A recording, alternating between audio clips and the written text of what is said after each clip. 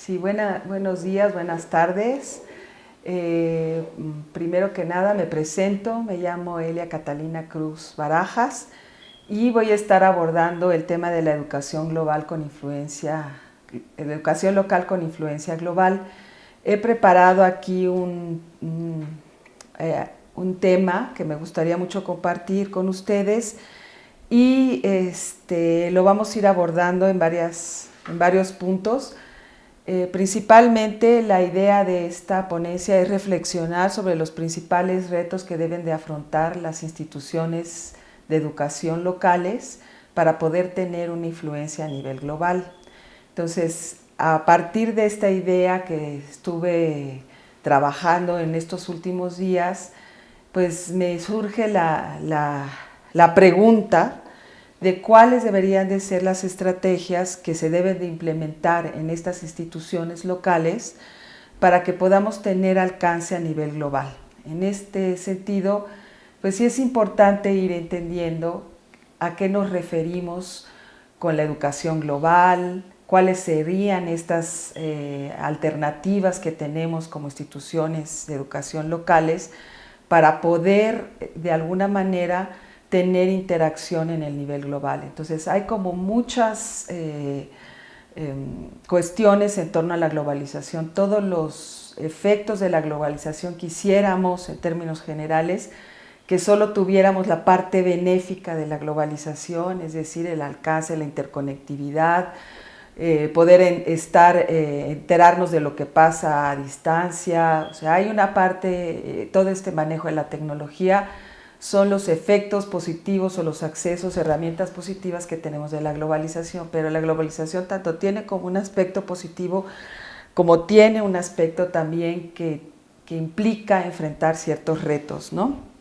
Entonces, para enfrentar esos retos, sobre todo en el sistema educativo, es muy importante entender cuáles son las limitaciones de nuestro sistema educativo, y sobre todo a nivel local, porque bueno, hay un sinnúmero de situaciones que se están viviendo en el país, pero no es la misma la manera en que se tiene que abordar desde una ciudad que tiene más recursos que desde una localidad o una escuela rural, por ejemplo. Entonces sí es importante como ir ubicando cuál es la realidad, la circunstancia y el contexto del lugar en el que nos encontramos. Bueno, ahorita me voy a enfocar básicamente, bueno, a donde estamos, al estado de Michoacán, y sobre todo a las instituciones de educación superior, que son las que en cierta medida han podido acceder al tema de lo que es la internacionalización de la educación,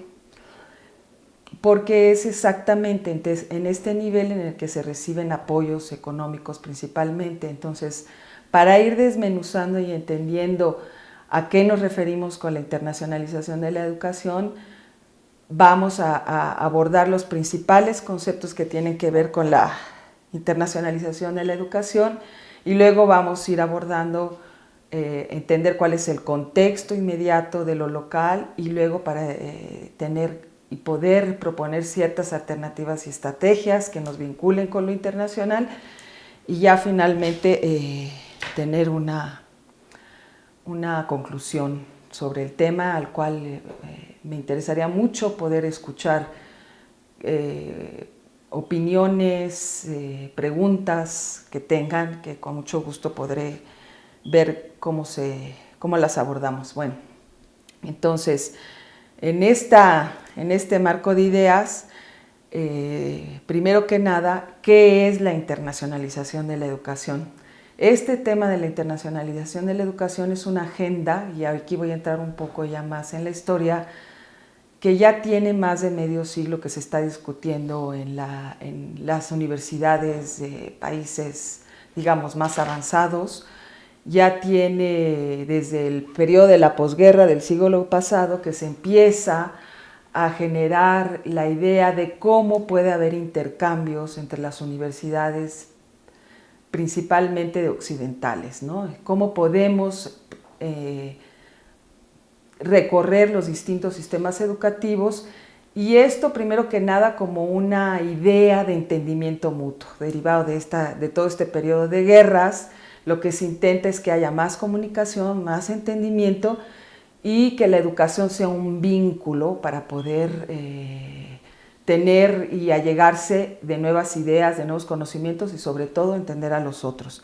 Entonces, esta agenda se empieza a discutir ya desde mediados del siglo pasado y se empiezan a establecer ciertas bases, ciertos criterios para que los estudiantes, empieza por los estudiantes y los maestros, puedan intercambiarse. Tiene que ver también mucho que hubo oleadas de migración de maestros o de especialistas y de científicos durante también los periodos de la guerra que se quedan en distintos países y eso genera también relaciones con los países de origen. Entonces empezamos a ver que hay vínculos, empiezan a generar vínculos, empiezan a tejer redes entre los mismos profesores y con ellos empieza a surgir este intercambio a nivel educativo, sobre todo, como mencionaba desde un inicio, a nivel superior, educación superior, que serían las universidades y posterior, la formación universitaria y posterior. Entonces, vemos este flujo de profesores, de conocimientos y se empiezan a establecer estrategias para poder crear, pues ya sea programas de investigación, para que un alumno sea reconocido los estudios que está realizando en otra universidad, para que inclusive pueda llevar a cabo un semestre fuera en otra universidad y no con eso interrumpa toda su carrera. Entonces, vemos todo este tipo de políticas educativas que se empiezan a implementar y cómo llevarlas a cabo.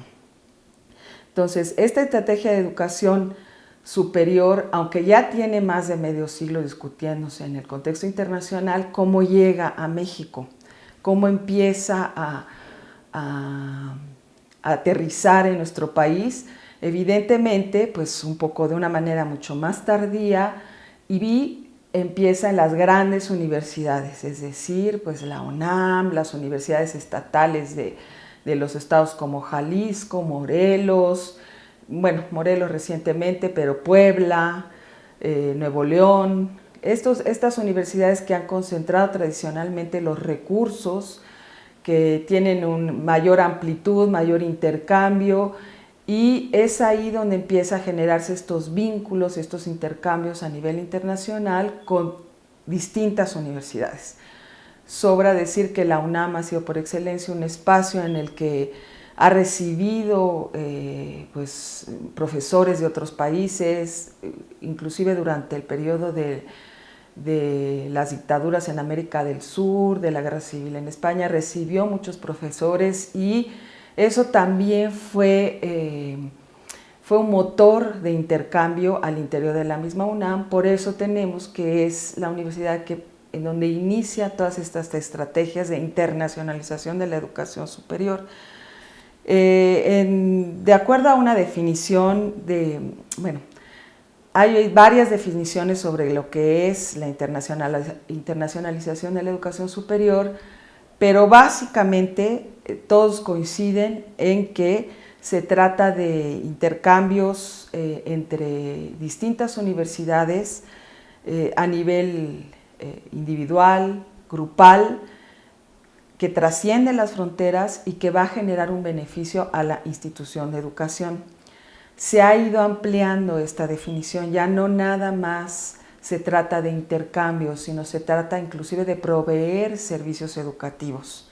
Y eso lo vamos a ir viendo ahorita a lo largo de esta plática, en qué consiste esta provisión de servicios educativos a nivel de educación superior, por qué se ha ido ampliando ese mercado, que es parte de lo que llamamos la globalización en la educación.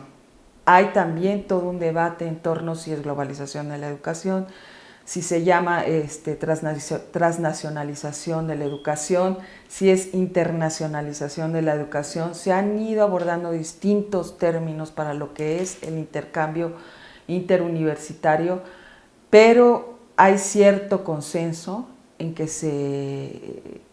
estamos hablando de internacionalización de la educación siguiendo una serie de criterios, ¿no? Entonces, bueno, lo que inicia como una idea de poder hacer intercambio entre estudiantes, se empieza a generar también parte de lo que ahorita estamos haciendo, que es la educación a distancia. La educación a distancia forma parte de estas estrategias de internacionalización de la educación que trasciende fronteras finalmente, y es una estrategia importante que ha permitido conectarse e inclusive se habla actualmente de laboratorios virtuales de investigación. Entonces, estas actividades que ahora ya parecen más comunes siguen todo un proceso. Hay todo un proceso anterior para llegar a este punto que estamos hablando de la internacionalización de la educación puramente, sino que hay que tener toda una serie de etapas donde se van adaptando las políticas y estrategias a nivel de las universidades. ¿De qué políticas, de qué estrategias estamos hablando? Bueno, como les mencionaba, gran parte de los recursos de la internacionalización en nuestro país están dirigidos a los programas de posgrado. Todavía no llegan a nivel de licenciatura como en otros países.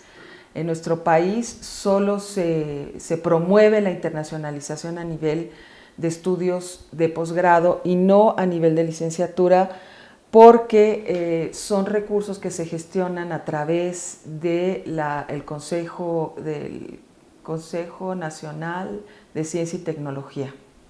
Entonces, el CONACYT concentra esta parte de apoyos y evidentemente, como mencionaba, pues entre más grande la universidad, mayores apoyos tiene, una planta académica más grande, mayores propuestas a nivel de investigación, y entre más pequeña es la universidad, pues menos recursos, etc. Entonces ahí ya empezamos a ver que existe una enorme desigualdad entre universidades de ciertos estados aquí mismo en México y universidades de otros.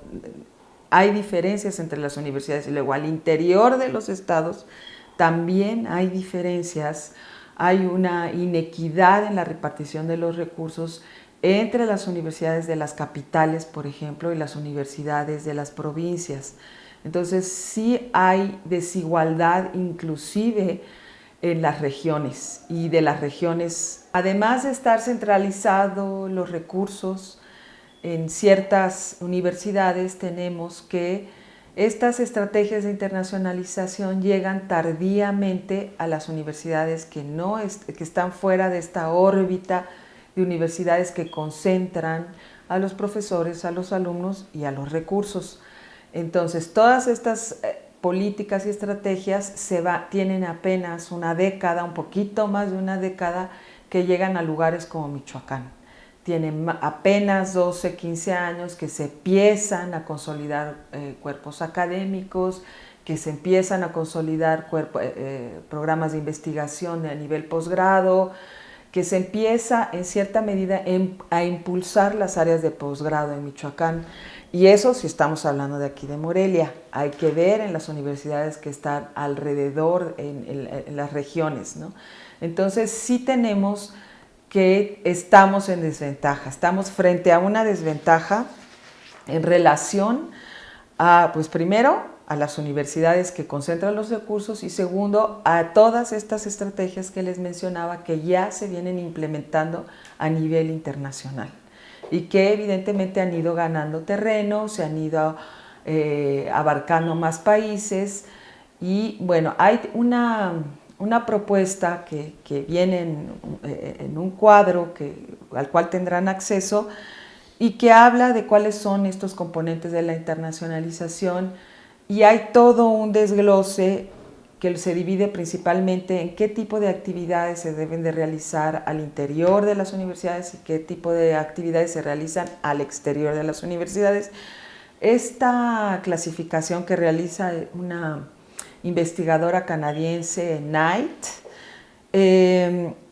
más o menos son el esquema que ha ido siguiendo varias universidades, por ejemplo en Estados Unidos, en Inglaterra, inclusive en España, que son las principales instituciones de educación que han establecido estrategias de internacionalización por todos lados. Tiene que ver también, y eso es importante señalar, que por ejemplo Inglaterra tiene acuerdos de colaboración con los que eran todo el grupo del Commonwealth, que tiene que ver con Australia, con Sudáfrica e inclusive excolonias. Entonces toda esta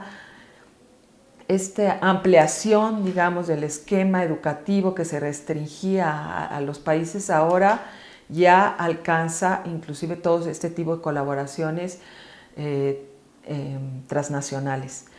Y lo mismo, por ejemplo, en España, España tiene mucha presencia en el sistema educativo mexicano, aduciendo a esta relación ancestral de excolonia igual, ¿no? Y entonces, bueno, también hay que saber que tiene que ver con esto. Entonces, bueno, las actividades los voy a ir tocando, esas actividades de la internacionalización de acuerdo a esta clasificación, intentando clarificar de manera rápida a qué se refiere y que de alguna u otra manera todos hemos escuchado e inclusive hemos participado en alguna actividad de ese tipo, pero que según esta propuesta es lo que ya se está llevando a cabo en varias instituciones de educación superior.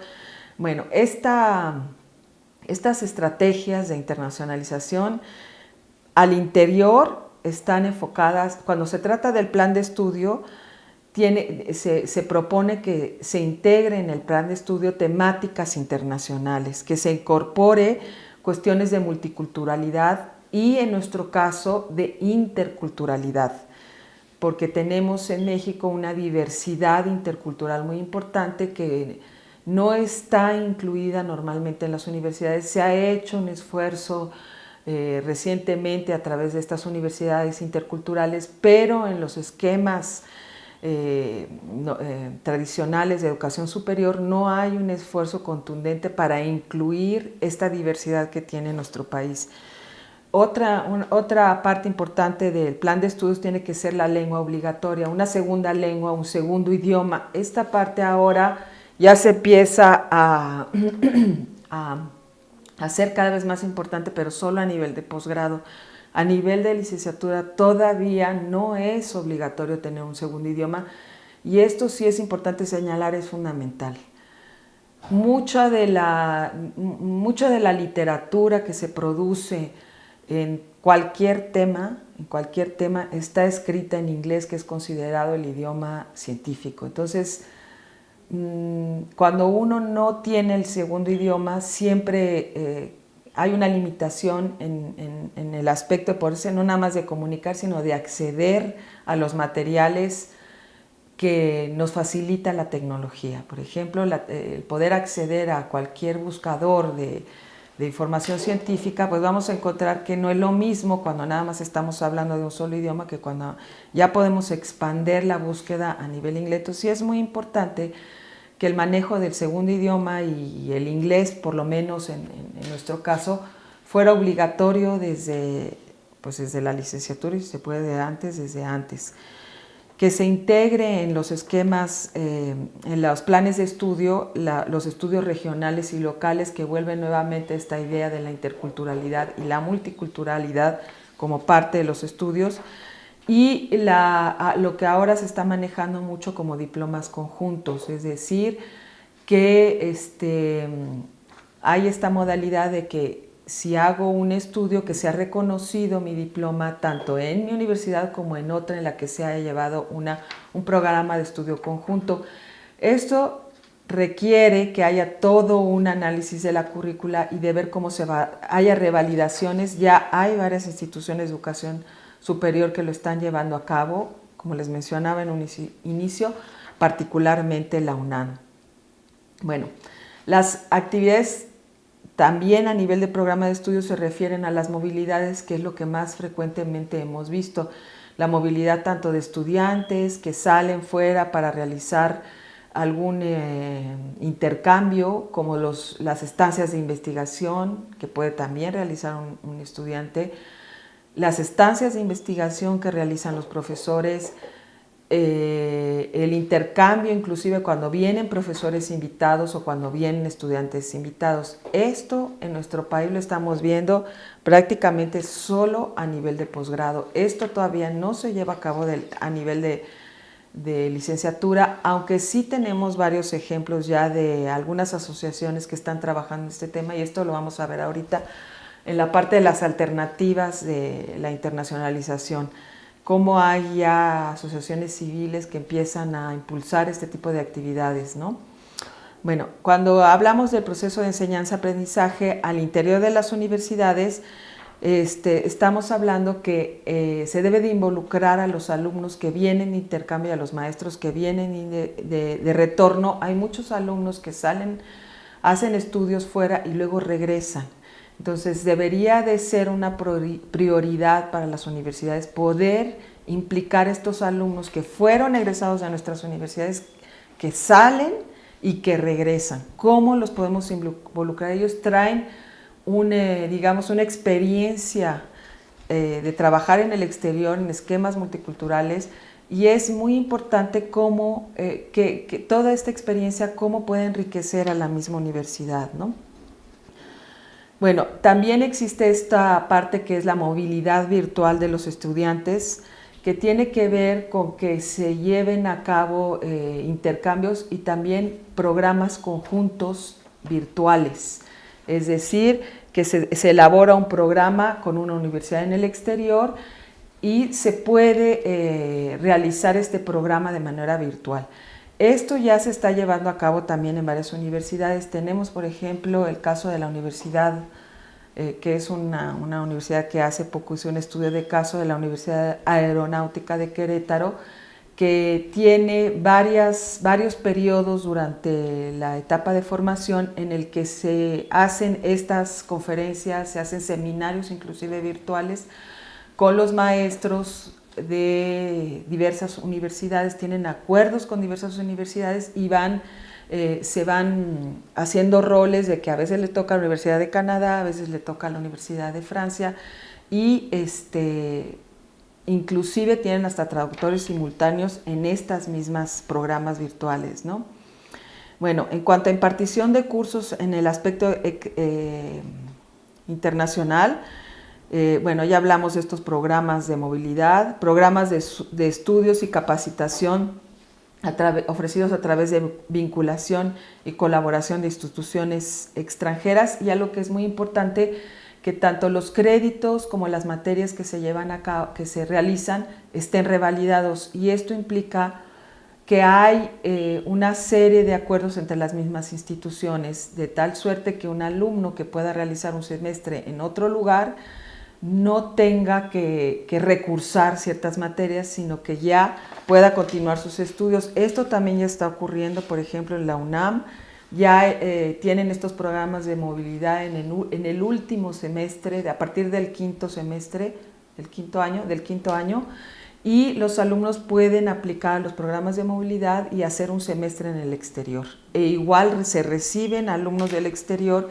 En México tenemos también alumnos, muchos de distintas regiones del mundo, no nada más de los países occidentales. Hay muchos alumnos de Centro y Sudamérica, hay alumnos de Asia, hay alumnos de África. Entonces, sí ya se llevan a cabo estos intercambios, y esto va generando lo que se llama la dinámica internacional, que es de lo que estamos hablando actualmente. Entonces, en lo que se refiere a las actividades extracurriculares, se habla de crear clubes de estudiantes y asociaciones, eventos internacionales e interculturales en el campus, grupos y programas de pares. Esto es decir, que cuando se lleva a cabo algún seminario, cuando se lleva a cabo algún programa de investigación, se evalúa entre los mismos investigadores que están participando, y es a lo que se llama programa de apoyo a pares. La movilidad de los proveedores. Bueno, esto es un tema que también es importante mencionar, cómo ya hay una serie de proveedores de servicios educativos, de educación superior, que muchas veces funcionan a través de franquicias o funcionan a través de instituciones como sucursales de las instituciones o universidades matrices. Y cada vez tenemos más esta modalidad. En México también tenemos este tipo de sucursales, de universidades tanto de España como de Estados Unidos, como de Canadá. Hay sucursales de la Universidad de Arizona. Entonces, estos proveedores de servicios educativos pueden o no tener un receptor aquí en México. A veces sí están en asociación con alguna universidad aquí en México, pero a veces no. Ellos mismos tienen una sucursal. ¿Y esto qué implica? Que el reconocimiento de esos estudios, el diploma de esos estudios lo proporciona el proveedor de esos servicios educativos. Ahí hay también todo un debate en torno a lo que es la provisión de servicios educativos, porque muchas veces no hay un acuerdo con las instituciones que autorizan los programas educativos y no se sabe exactamente qué tipo de títulos se está expidiendo, bajo qué criterios. Inclusive han surgido una serie de proveedores que son más bien pertenecientes a consorcios o empresas que compran cadenas de universidades y que ofrecen como lo que estamos llamando esto de títulos conjuntos o títulos que son reconocidos en otros países, pero que en realidad son reconocidos por estas cadenas de universidades que están en distintos países, pero no necesariamente por las autoridades educativas de otros países. Entonces hay toda una serie de nueva provisión de servicios educativos que sale de la normatividad y que todavía no se sabe a ciencia cierta cómo se expiden los títulos, de qué tipo de títulos estamos hablando, y que también se puede prestar se presta mucho ese manejo a nivel de educación a distancia. Entonces siempre es muy importante como que saber exactamente qué tipo de programa estamos cursando, de dónde viene, quién lo está expidiendo, porque ya hay varios ejemplos de eso también. Tenemos en México 2 empresas importantes que tienen cadenas de universidades que se instalan por todos lados, que dan títulos que dicen que son rápidos y que pues no hay un control académico sobre este tipo de universidades o proveedores de servicios educativos.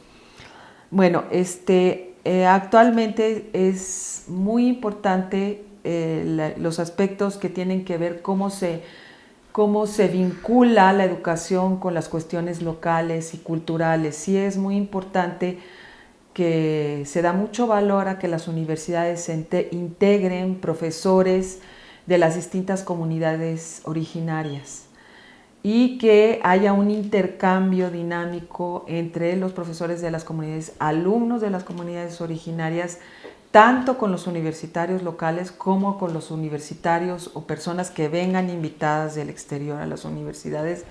Y es lo que se está llamando lo que es el esquema multicultural, que es indispensable a nivel de las universidades. Y finalmente las actividades académicas y de investigación, que como les mencionaba anteriormente, pues ya se habla inclusive de laboratorios virtuales en ciencias sociales, donde se llevan a cabo programas de investigación y se van haciendo los avances de manera virtual. Inclusive hay laboratorios virtuales en temas muy específicos como en geografía, como inclusive en ciencias duras. Entonces hay un avance importante en este tema de poder coordinarse a distancia, de poder generar esquemas educativos a distancia, y todas estas herramientas tecnológicas nos permiten, digamos, trascender las fronteras, y eso es una de las ventajas de las cuales nos beneficiamos todos, tanto alumnos como maestros, como todos los que forman parte del esquema educativo, y que es importante y es necesario reforzar, ¿no? La parte de poder publicar en conjunto con otros colegas en el exterior sin tener que estar trabajando en un espacio físico es una de esas ventajas. Y bueno, ir generando estas redes que pueden funcionar de manera virtual y que tejen interacciones, y que finalmente sí es necesario que en algún momento se pueda realmente sociabilizar todos los avances y los trabajos que se van llevando a cabo, tanto de alumnos como de maestros, ¿no? Bueno, Como podemos observar, después de haberles expuesto esta tabla que ya se maneja mucho en el tema de la internacionalización de la educación, pues vemos que se tienen décadas ya trabajando estos temas de la internacionalización, se han diversificado, participan nuevos actores como las asociaciones civiles que les mencionaba anteriormente, y inclusive empresas y gobiernos ya están implicados en todo esto que tiene que ver con la internacionalización. El ejemplo, hay varios ejemplos. Muchas universidades están vinculadas, como les mencionaba, a las empresas.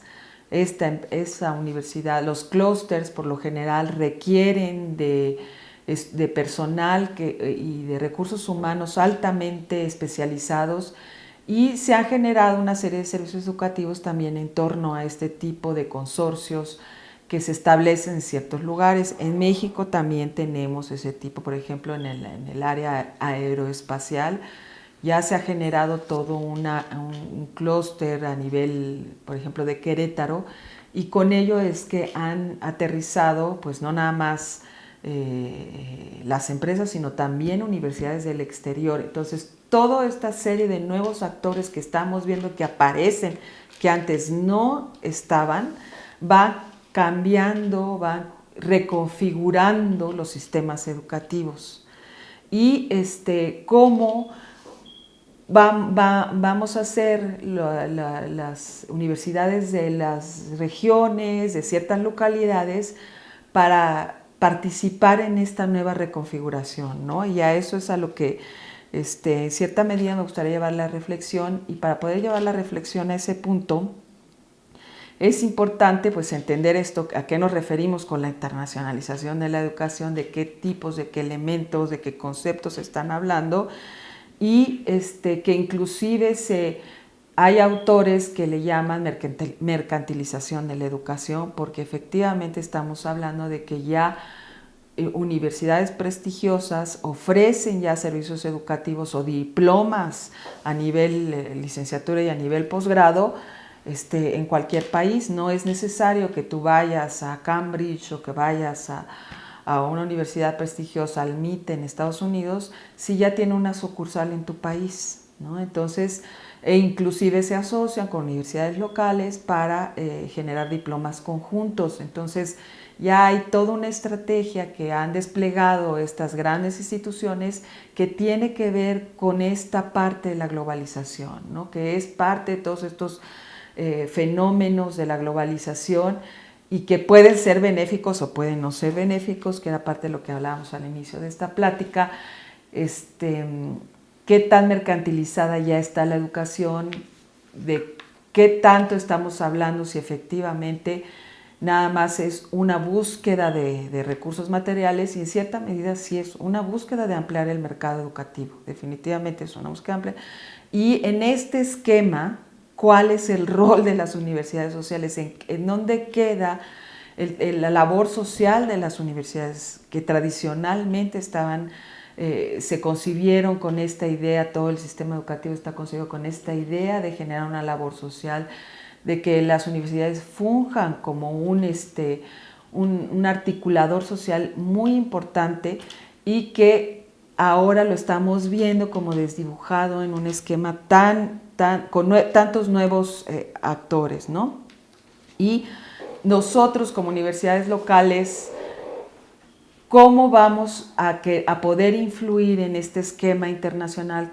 ¿Cuáles son las estrategias que tenemos que implementar para no ir quedándonos fuera de toda esta globalización? Y realmente nos podemos quedar fuera de la globalización, sería una de las preguntas.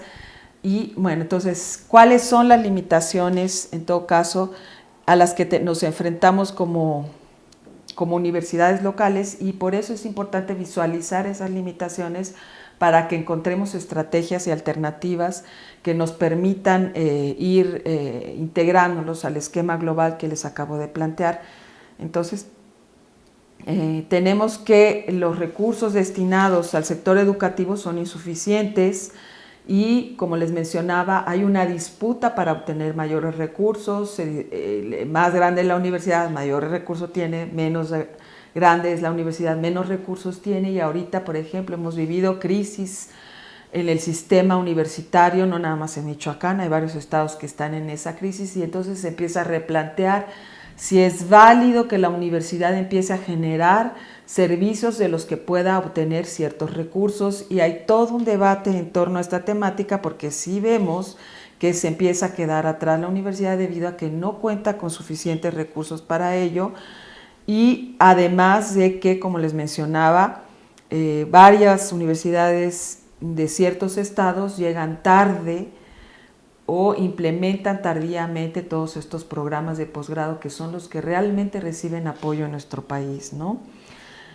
Hay unas prácticas de funcionamiento aún muy localistas y endogámicas de ciertas regiones que constituyen obstáculos en el proceso de apertura y no dejan fluir la conexión entre lo local y lo global. Entonces, estas prácticas pues requieren que se haga realmente una evaluación autocrítica de estas políticas y normas que han impedido, que han cerrado en cierta medida que fluya esos intercambios y que se dé cierta apertura hacia asociaciones con el exterior o a integrar personas del exterior, ¿no? La dimensión internacional en las universidades permanece como una actividad periférica. Cuando se analiza los objetivos, las funciones, la misión de las universidades, nunca, y eso también es derivado de una investigación, sobre todo aquí en Michoacán, no hay ninguna universidad que lo integre en sus objetivos ni en sus funciones, no es una actividad sustancial. ¿Y esto qué implica? El hecho de que no sea una actividad sustancial, una universidad queda como una actividad periférica o complementaria.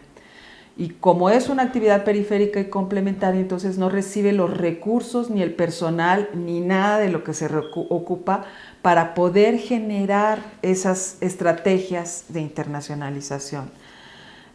Esta parte tenemos ejemplos muy interesantes de cómo se generó esta estrategia de internacionalización en universidades de Asia.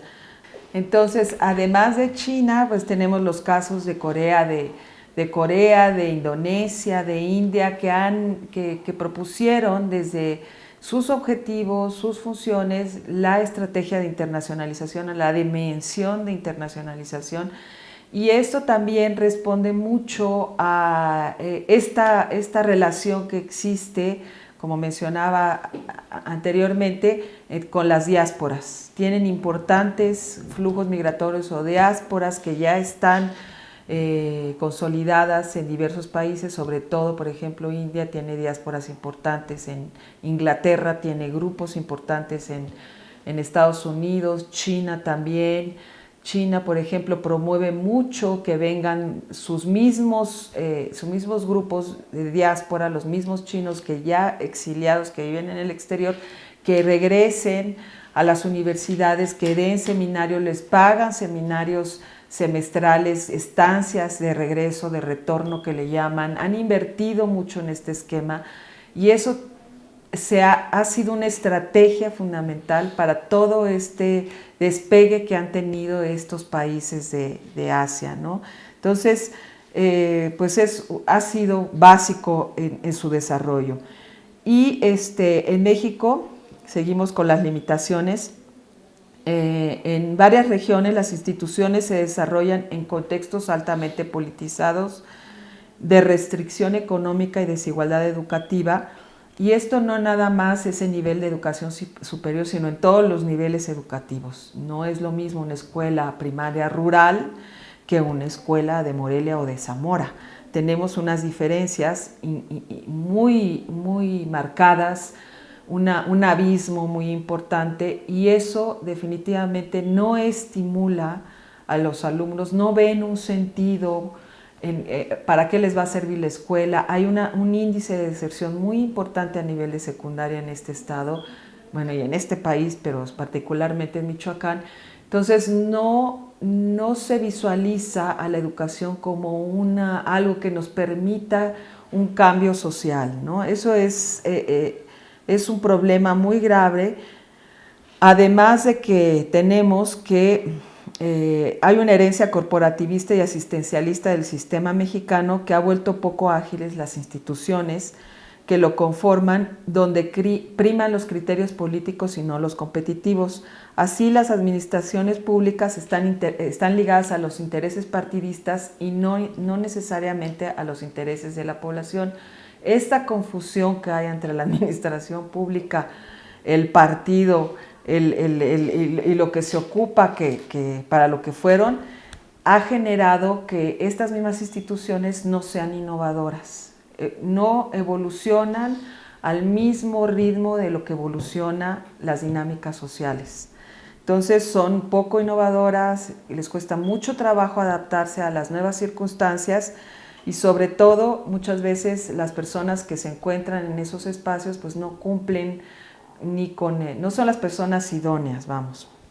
La institución educativa no ha logrado abarcar e incluir a toda la población, y también por esta herencia misma partidista, corporativista, funciona con ese esquema donde los empleos son herencias familiares y los criterios no son de excelencia académica.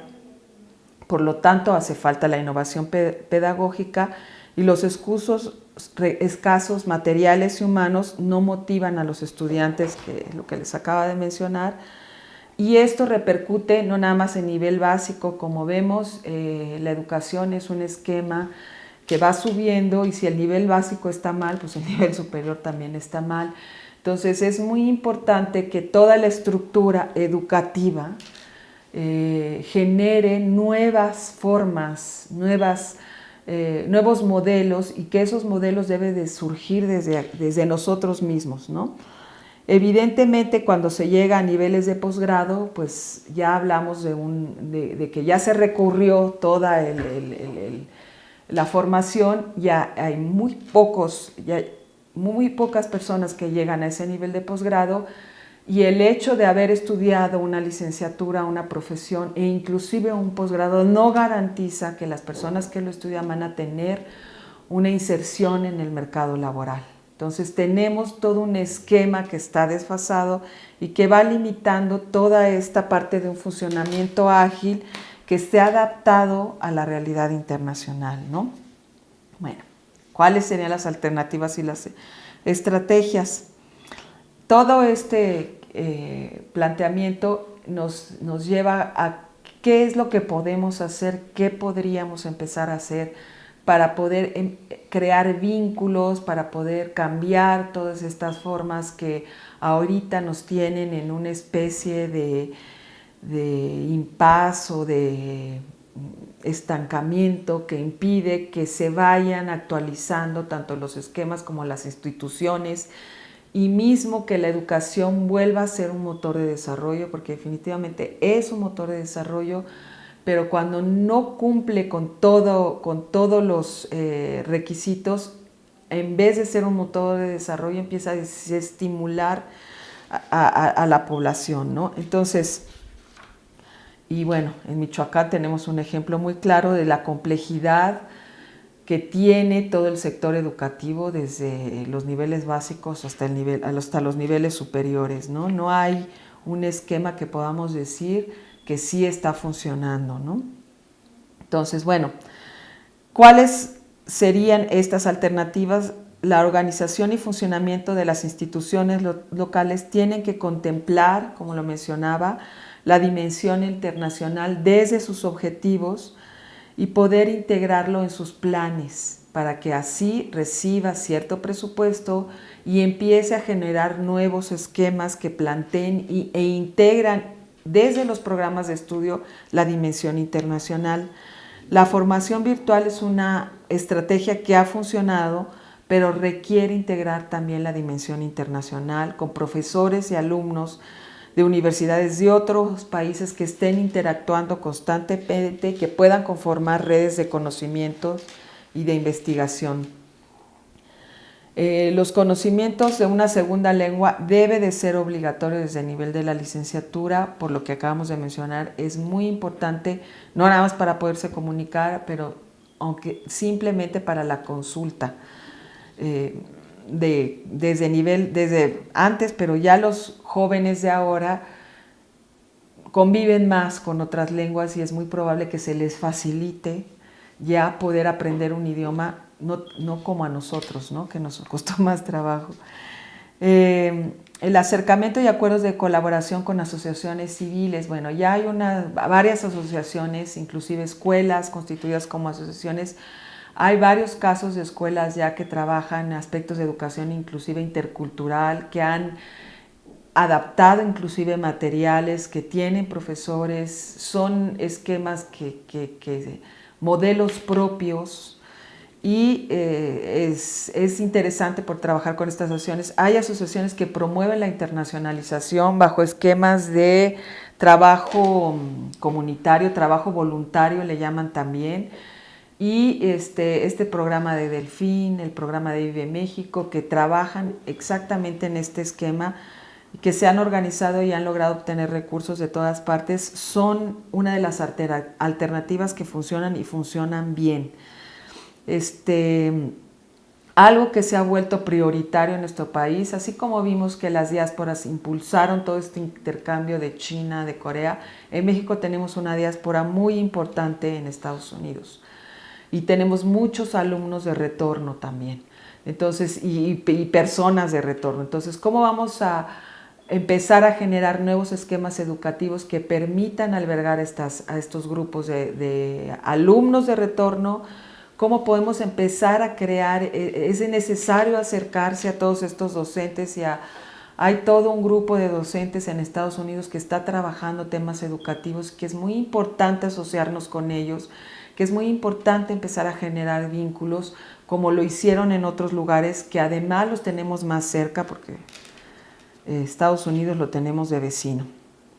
Bueno, esas son algunas de las alternativas que yo creo que es muy importante que empecemos a trabajar seriamente porque, como podemos ver, la dimensión internacional es un aspecto necesario de la educación en nuestros días y por lo general nosotros como instituciones de educación superior en las localidades hemos reaccionado, somos reactivos a esos procesos, digamos que nos subimos al tren cuando ya está en camino y no somos propositivos, no estamos generando nuestros propios esquemas, nuestros propios modelos y sin embargo sí tenemos las herramientas para poder generar modelos propios que nos permitan irnos vinculando de acuerdo a nuestras necesidades, de acuerdo a nuestras circunstancias. Entonces, normalmente la universidad debería de ser ese espacio en el que se están proponiendo esquemas nuevos, pero las circunstancias que les acabo de mencionar nos están impidiendo verlos y generar nuevas alternativas, ¿no? Como les mencionaba, los procesos de globalización se viven en todos los aspectos y el educativo no es la excepción. Entonces, sí las políticas educativas, se tienen que generar esas nuevas políticas educativas, pero todos tenemos responsabilidad en ese esquema, tanto los docentes como los alumnos, todos tenemos que impulsar que sean más adaptadas a la realidad y no que estén anquilosadas y se muevan lentamente. No se puede tener una influencia a nivel global si no tenemos una propuesta o un modelo propio que sea visto como algo innovador y benéfico. Si no se visualiza que nuestro modelo tiene beneficios y que sirve, no podemos tener ningún tipo de influencia a nivel exterior. Además de que si no formamos personas competitivas en el contexto internacional, pues entonces, ¿cómo vamos a influir? ¿Cómo vamos a interactuar lo local con lo global y lo global con lo local? Bueno, entonces, pues toda esta reflexión nos invita a pensar cómo las instituciones de educación local, pues sí nos encontramos en desventaja, pero es necesario y urgente empezar a incorporar prácticas mucho más flexibles, estructuras organizacionales que realmente vayan adaptándose a las nuevas circunstancias y no estar empantanados en esquemas que realmente ya no nos funcionan. y que impiden esta conexión entre lo local y lo global. Debemos de tener una actitud que sea más de proponer e ir adelante en los procesos sociales y generar prácticas innovadoras y no estar reproduciendo esquemas ineficaces y que nos siguen manteniendo en desventaja. Entonces la reflexión va en ese sentido, nosotros cómo vamos a generar nuestros propios esquemas, cómo vamos a generar nuestros propios modelos que nos permitan empezar a tener esa interacción con el mundo global y no quedarnos en un modelo que no nada más perjudica nuestro desarrollo, sino que no logra interactuar en el contexto global. Bueno, espero que esta ponencia nos invite a reflexionar sobre estos temas que son muy importantes y en los cuales nosotros somos los que debemos de empezar a generar nuevas alternativas. Muchas gracias por su atención y bueno, estoy abierta a sus preguntas.